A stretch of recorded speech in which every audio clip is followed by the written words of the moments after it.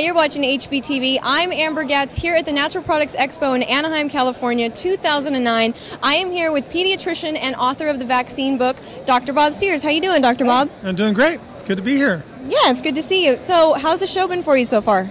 Great. This is our first day, and it's been pretty busy. Everyone's just running around showing our products and trying to educate people about good nutrition. Now, you have got tons of stuff, everything from fish oils for kids, chews for kids. Can you tell us a little bit about the products? And what we've been able to do is put a fish oil into a fruit chewy, so it doesn't taste fishy at all. Kids will chew it up like it's a little fruit snack. It's a great way to get the omega oils into them.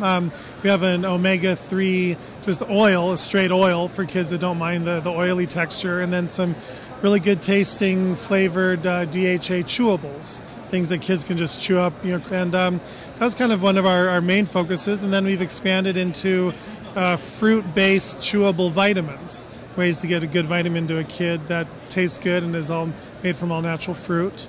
Here you got all these little snacks and different munchies. Are these filled with vitamins as well, or are they just more of a healthy treat? Yeah, we've there's a lot of snack products out there, but a lot of them are very high in sugar and are really sweet. We've been able to put together a little snack crackers, I guess you'd call them, that are all natural, made from grains. They're very, very low in sugar. In fact, they don't have any sugar. They're sweetened with evaporated cane juice.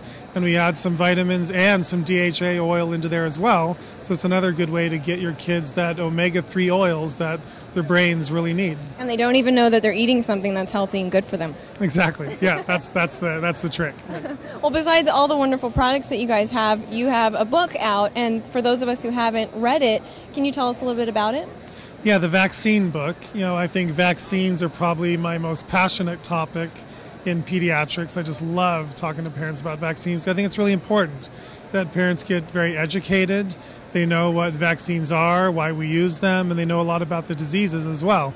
I think every new parent, as soon as they have their baby, they kind of wonder, should I get vaccines? Should I not? My neighbor's telling me that vaccines are dangerous, but my doctor says vaccines are very important and they're perfectly safe and you have nothing to worry about.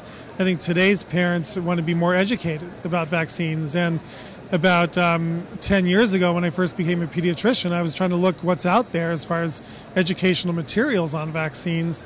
And unfortunately, everything's very one-sided. It's either completely anti-vaccine without a fair discussion about how serious the diseases can be, or there's a lot of things that are completely pro-vaccine that don't have any discussion about the potential problems. And so what I did in the vaccine book is I put together in one place something that parents could read that gives them both sides of the story, all the pros and cons of vaccinations, so that parents can make an educated decision. One of the biggest things parents are worried about is should they follow the American Academy of Pediatrics vaccine schedule, which gives a baby about 6 injections at every one of their baby checkups, or is there a safer way to do it? Can you spread the shots out? And can you get maybe 2 shots at a time, spread them out over more of a time period, and maybe you have to go back into the office a few extra times, to work the shots in. But what my book has done is put together what's called my alternative vaccine schedule. That's a way that shows parents how to space the shots out, how to minimize the chemicals in the vaccines, how to choose the most important shots first to make sure you're giving the baby the shots they need the most, and then how to delay some of the shots that aren't as important. For example, for diseases that a baby has no risk of catching. Yeah. And you put those shots off until later. And that's really what the focus of my book is how to vaccinate a baby in a safer way that parents can feel more comfortable with. I have a question in regards to a woman that's pregnant and she's got those first vaccines coming up right when she has her baby. What do you suggest, maybe she look into or consider for the first initial vaccines for her child? Well, the first vaccine on the schedule is given the very day the baby's born in the hospital. It's the hepatitis B vaccine. What a lot of parents don't know is hepatitis B is a sexually transmitted disease. There's really no way a baby can catch that disease unless a mother or perhaps a father is a carrier for hepatitis B, and if there's some blood exposure between the mom and the baby or the dad, then there could be a risk of hep B. But that's a very small minority of our population. For the vast majority of babies, they have no risk of catching hepatitis B.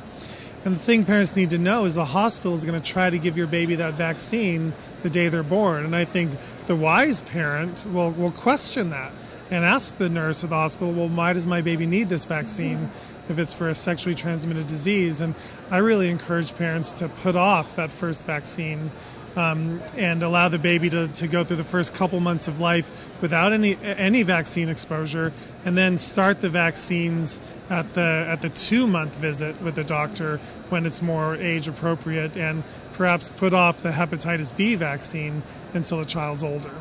That's great. It sounds like a great read. Where can someone pick up that book? Well, parents can actually get a little preview of the book. They can read the introduction at thevaccinebook.com.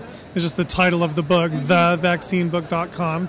I have a good parents forum on there. I get about 20 or 30 new questions every day that I go on and answer, and other parents chime in. It's a nice little chat community we have going on, and a lot of information on the website about vaccines. But you can find the vaccine book probably in most bookstores and Amazon.com. Okay, great. And then you have another book coming out, something about becoming a green parent, green family. What's it called? Yeah, we have a book called Happy Baby, the organic guide to baby's first 24 months. I think nowadays a lot of parents are taking the idea of going green a lot more seriously.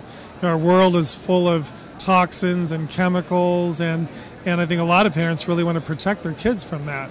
And it's not only about protecting the kids, it's good information for the parents as well, and ultimately for the planet. In my book, we'll talk about how you can be a responsible parent, not using, creating too much waste and using too many products, how you can raise a child in today's world but be responsible to the planet as well.